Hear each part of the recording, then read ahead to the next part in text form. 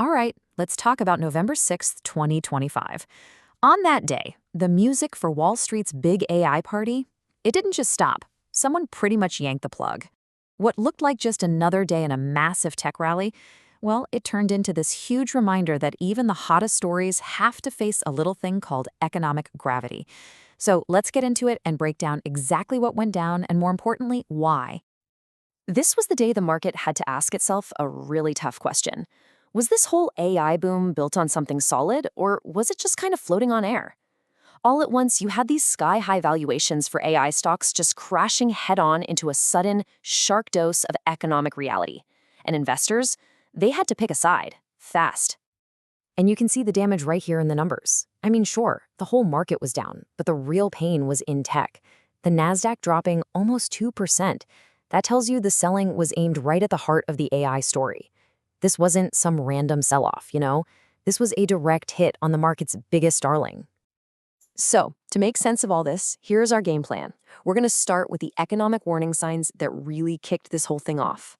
Then, we'll zoom in on 5 specific stocks that tell the story of the day.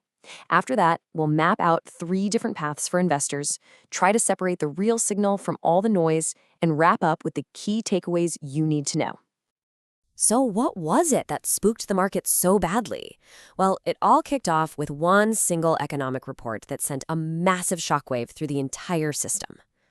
This right here, this is the number that changed everything. 153,074. The Challenger jobs report dropped, and it revealed that U.S. companies announced over 153,000 layoffs in October.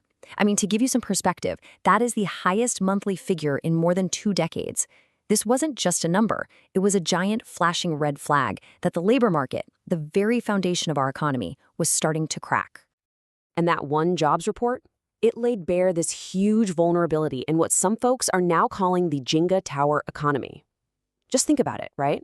For months, the top of the tower, we're talking high-income earners, big tech profits, it all looked super stable. But what happens in Jenga when you pull a key block from the middle or the bottom? That jobs report was like pulling out a critical piece, revealing this sudden weakness in the broader economy. And all of a sudden, everyone started worrying that the whole thing could just come tumbling down. This quote from analyst Michael Farr just nails the feeling of the day.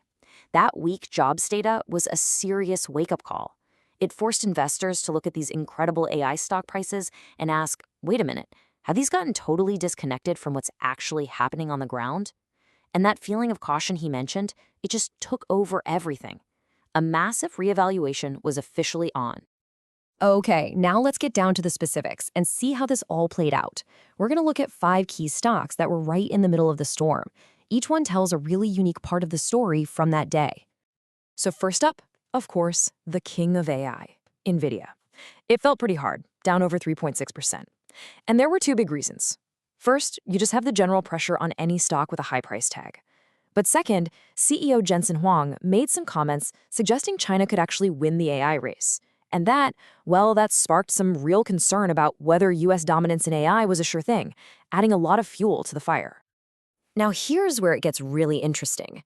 AMD, another huge player in AI, fell even harder than NVIDIA, down over 7%.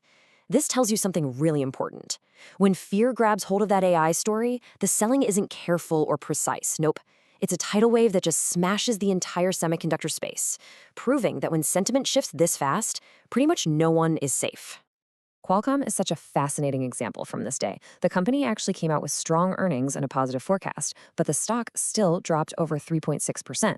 So why? It's because the market was looking right past the good news and was worried about something bigger. Are all these billions being poured into AI actually going to pay off with higher profits down the line? That skepticism was so strong, it completely wiped out a good earnings report. But hey, it wasn't all doom and gloom. In a sea of red, Snap was this incredible beacon of green, soaring over 20%. And the reason why is super important. It wasn't about hype. It was about a real concrete deal, a $400 million partnership with Perplexity AI. This proves a key point. On this day, the market was punishing vague promises, but it was still more than willing to reward tangible strategic moves in AI. And our last stock, Moderna, also went against the green, rising over 3%. But this story had nothing to do with AI. This was all about good old-fashioned business fundamentals. The company lost less money than expected because they were smart about cutting costs, and investors are getting really excited about their future products, especially their cancer vaccine. It's a great reminder that, fundamentals still matter. Okay, so that's the what and the why. Now for the really important part. What do you actually do about it? Let's break down 3 very different paths you could take as an investor trying to figure out this new, uncertain landscape. This is the big question every single investor is asking right now. Do you double down on the AI boom, brace for an economic slowdown, or try to find some middle ground? Let's lay out the options. So you've got these conflicting signals, and they lead to basically 3 different mindsets. First, there's the cautious path, for people looking to lower their risk and move away from having all their eggs in the tech basket. Then you've got the optimistic path, for those who see this dip as the perfect chance to buy into the long-term AI story. And finally, there's the defensive path, for investors looking to move into safer areas like banking, away from the tech storm. Let's make this practical. If you're feeling cautious, an equal-weight S&P 500 ETF, like RSP, helps spread your risk beyond just those few giant tech companies. You might get in if the S&P finds a bottom, maybe around the 6,400 level. If you're an optimist, a semiconductor ETF, like SMH, lets you bet big on AI infrastructure. A clear buy signal for you could be when the Fed actually starts cutting rates. And for the defensive investor, a bank ETF like KBWB could look really good once rate cuts start because that helps their lending business. The key here is that each path has a clear strategy, a signal for when to get in, and, just as important, when it might be time to get out.